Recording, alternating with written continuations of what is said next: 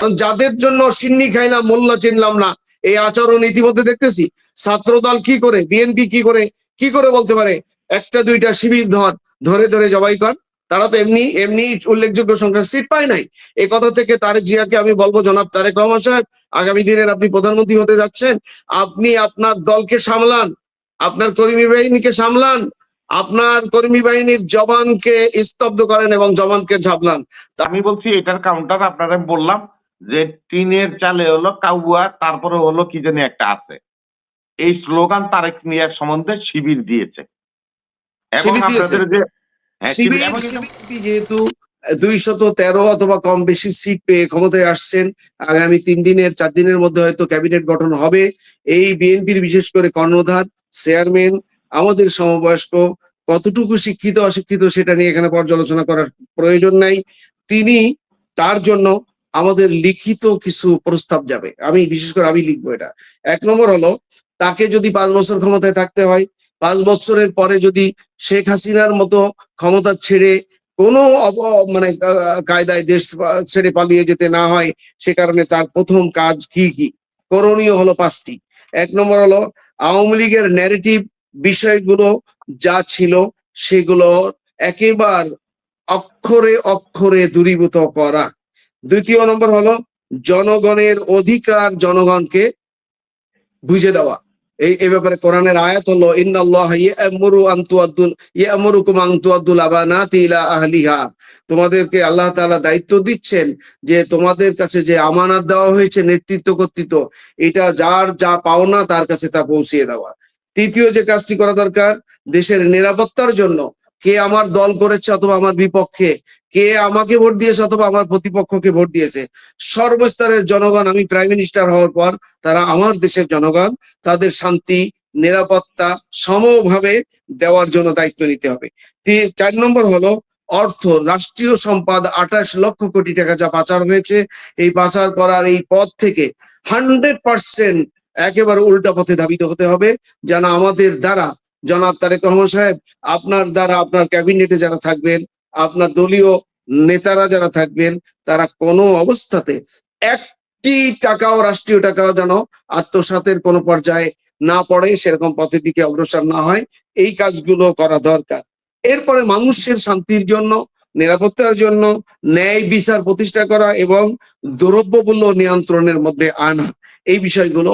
এছাড়াও আরো কথা আছে, সেগুলো এখন বলা যাচ্ছে না। বর্জনীয় এরকম 5টি বিষয় আমি নোট করতেছি। আমি একটা বুকলেট তৈরি করে বিএনপির যারা পার্লামেন্ট মেম্বার হয়েছে, যারা যারা ক্যাবিনেট মেম্বার হবেন, তাদের প্রত্যেকের কাছে পৌঁছিয়ে দেওয়ার জন্য আমি চেষ্টা করব। আমার সাথে ইউনিভার্সিটি লেভেলের 2জন টিচার আছে, একজন ঢাকা বিশ্ববিদ্যালয়ের রাষ্ট্রবিজ্ঞানের প্রফেসর, আর একজন রাষ্ট্রবিজ্ঞানের আপনার বিশেষ করে জাহাঙ্গীরনগরের প্রফেসর। 2জনই ডক্টর এবং রাজশাহী জাহাঙ্গীরনগর ইউনিভার্সিটির প্রফেসর যিনি, তিনি একটি পাবলিক ইউনিভার্সিটির ভাইস চ্যান্সেলরও 4 বছর ছিলেন। আমরা 3জনে এই কাজটি করছি। আল্লাহ তাআলা আমাদেরকে তৌফিক দান করুন। শেষের দিকে আমি কিছু কথা বলতে চাই, সে কথাটি অত্যন্ত অপ্রিয় কথা। আমি মনে করি বিনয়ের সাথে, রবি ভাই আপনি বয়সে আমার বড় হবেন, আমি মনে করি বাংলাদেশে যদি জুলাইয়ের বিপ্লব, জুলাইয়ের আন্দোলন, ইসলামী ছাত্র শিবির এবং ছাত্র দল তাদের সাথে, এবং এনসিপি নামে যারা এই দলটি গঠন করেছে, এই ছাত্র জনতা যদি ঐক্যবদ্ধভাবে ময়দানে না নামতো, কোঠা আন্দোলন, অধিকারের আন্দোলন, এক পর্যায়ে এক দফা আন্দোলন করে এই আন্দোলন যদি না করতো, তাহলে আমরা এখনো স্বাধীনতার স্বাদ পেতাম না। শেখ হাসিনাই আমাদের প্রধানমন্ত্রী হিসেবে জগদ্দল পাথরের মতো বসে থাকতেন। আমরা এখানে যে ভাষায় কথা বলছি, এই ভাষায় কথা বলতে আমাদের অনেক সময় হিসাব কিতাব করতে হতো। সেই জন্য আমরা কোনো শব্দ, কোনো বিশেষণে বিশেষায়িত করা, আমরা যেন এই ছেলেগুলোকে আক্রান্ত না করি, তাহলে আমরা অকৃতজ্ঞ হব, আমরা মুনাফিক হব, আমরা জাতীয় বেঈমান হব। এবং আমরা জাতীয় বেঈমান হলে আল্লাহ তাআলা আমাদেরকে ছাড়বেন না। কারণ যাদের জন্য সিন্নি খাইলাম মোল্লা চিনলাম না, এই আচরণ ইতিমধ্যে দেখতেছি। ছাত্রদল কি করে, বিএনপি কি করে বলতে পারে একটা দুইটা শিবির ধরে ধরে জবাই কর? তারা তো এমনি এমনি উল্লেখযোগ্য সংখ্যক সিট পায় নাই। এই কথা থেকে তারেক জিয়াকে আমি বলবো, জনাব তারেক রহমান সাহেব, আগামী দিনের আপনি প্রধানমন্ত্রী হতে যাচ্ছেন, আপনি আপনার দলকে সামলান, আপনার কর্মী বাহিনীকে সামলান, আপনার কর্মী বাহিনীর জবানকে স্তব্ধ করেন এবং জবানকে ঝাপলান।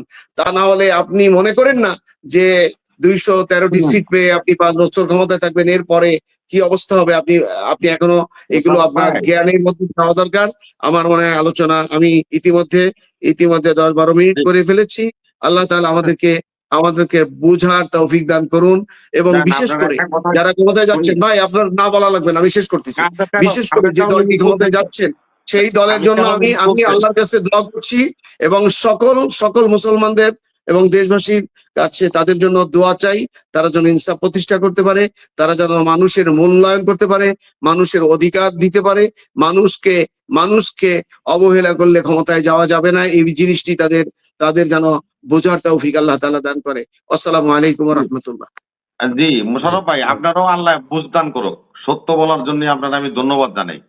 টিনের উপরে কাউয়া, তারপরে জানি কি শব্দ তারেক রহমান নিয়ে বলছিল না, তাদেরকেও আল্লাহ হেদায়েত করুক, বুঝদান করুক।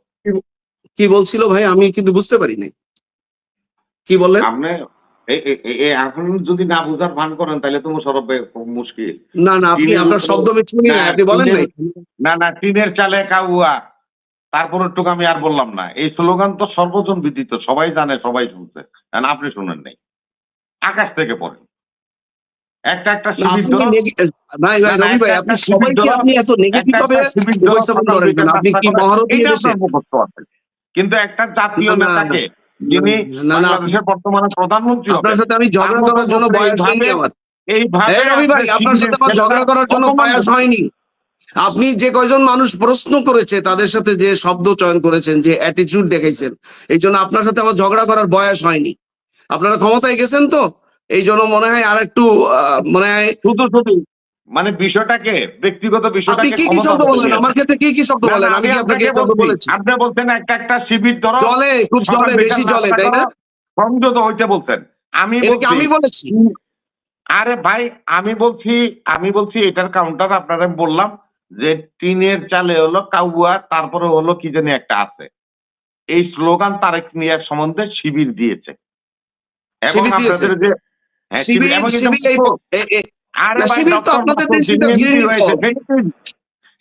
আপনাদের দৃষ্টিতে সবচেয়ে পচনশীল ঘৃণিত, এই জন্য 5টি পাবলিক ইউনিভার্সিটি শিবির ভোট চুরি করে জিতেছে, তাই না? শিবির তো ভোট চুরি করে জিতেছে, আর আপনারা এখন জিতেছেন, এইটা খুব সুন্দর ভাবে জিতেছেন। নীল খেতে ব্যালট বানায় সিল বানাইয়া দিচ্ছেন। আর আপনারা কি করছেন? আমরা ইঞ্জিনিয়ারিং করছি, আপনারা কইলেন। আলহামদুলিল্লাহ, তাহলে এটা স্বীকার করে নিলেন আপনারা ইঞ্জিনিয়ারিং করছেন। ফলাফলের সময় স্বীকার করে নিলেন আপনারা ইঞ্জিনিয়ারিং করছেন। না আপনি স্বীকার করে নিলেন তো, ফলাফল আপনারা ইঞ্জিনিয়ারিং করছেন, এটা স্বীকার করে নিলেন। আপনি যে সিল বানাইয়া মারছেন। রাজনীতিবিদ নিজেকে মনে করেন না, অপর মানুষকে সম্মান করতে শেখেন, সম্মান করতে শেখেন। আমি ইনামুল হক মনিরকে বলবো যে কয়জন প্রশ্নকারী, এগুলো কি আপনি খুঁজে সব বিএনপির বিপক্ষের লোকজন এনেছেন, না এমনি ঢালাও ভাবে এসেছে? পক্ষের লোকই আনছে, আপনার পক্ষের লোকই আনছে, আমার পক্ষের লোকই আনছে। আমি বলছি যে নীলক্ষেতে আপনি এত গরম হয়ে যাবেন, সমস্ত প্রশ্নকারীদের জন্য এত গরম হয়ে যাবেন না, এত সোজা না মোশাররফ সাহেব। সব সোজা আপনার কাছে, আমাদের কাছে না। যে পাপ দেখাইলেন, মনে হয় আমরা বাংলাদেশের নাগরিক না। ওনার ঘাড়ে কি দোষ নিচ্ছে, চেপে নিচ্ছে কি? আপনি তো এই রক তাড়া শব্দটা বললে আপনি কষ্ট পাবেন। এই রক তাড়ার কারণে মনে হয় দল আপনাকে এইভাবে মূল্যায়ন করতে পারেন নাই, তা নাহলে আপনি যে জ্ঞান, আপনার যে পড়ালেখা, তাতে আপনার নমিনেশন পাওয়ার কথা ছিল। কষ্ট নিয়ে না। আল্লাহ হাফেজ, আসসালামু আলাইকুম। নমিনেশন পাইছি আমি মোশাররফ সাহেব, আপনি ওটা দেখেন নাই। ধন্যবাদ, আমরা শেষ পর্যায়ে আছি। ধন্যবাদ আপনাদের সবাইকে যারা যুক্ত হয়েছেন।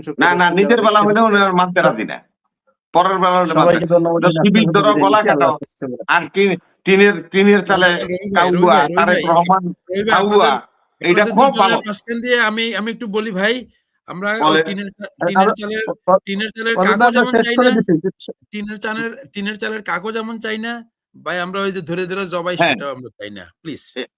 ঠিক, আমি আপনার সাথে একমত, কোনোটাই চাই না ওয়াহিদ ভাই। না আমি একমত, কিন্তু আপনি তো আপনার বিষয়টা বলবেন যে এই ধরনের শব্দ, ল্যাঙ্গুয়েজ ইউজ হয়েছে তারেক রহমান সম্বন্ধে। আমরা আমাদের ছেলেরা করলে, অন্যায় করছে, তাদেরকে আমরা প্রতিহত করবো, তাদেরকে করতে দিব না। তারা তো প্রতিহত করে না, তাদের সিনিয়র লিডার এখন যে এমপি হয়েছে, এই সদ্য এমপি হয়েছে, সেই স্লোগান দিচ্ছে।